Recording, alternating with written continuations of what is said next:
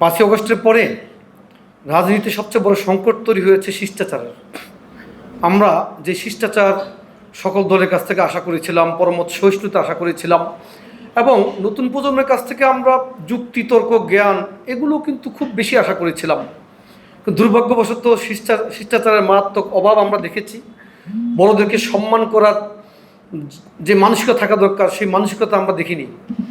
এবং যারা অভিজ্ঞ রাজনীতিবিদ, তাদের প্রতি যে সম্মান দেখানো উচিত ছিল, এই ঔচিত্য তাদের মধ্যে আমরা কখনো লক্ষ্য করিনি।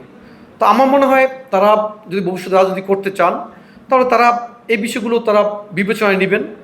তারা অন্যদেরকে সম্মান করা শিখবেন এবং শিষ্টাচারের যে জ্ঞানটুকু থাকা দরকার, এগুলো তাদের মধ্যে আশা করি তারা ফিরিয়ে আনবেন। তা না হলে তারা নিজেরাই সাফার করবেন, কারণ তারা একসময় মনে করেছেন পুরো জাতি তাদের সাথে। আমরা তাদের প্রতি এক ধরনের শ্রদ্ধা, এক ধরনের সহানুভূতি, এক ধরনের ভালোবাসা দেখিয়েছিলাম। কিন্তু যখনই তাদের ঔদ্ধত্যপূর্ণ আচরণ আমরা দেখলাম, তারপর থেকে পুরো জাতি হতাশ হয়েছে এবং আস্তে আস্তে তাদের কাছ থেকে মানুষ সরে যাচ্ছে। আপনারা লক্ষ্য করেছেন।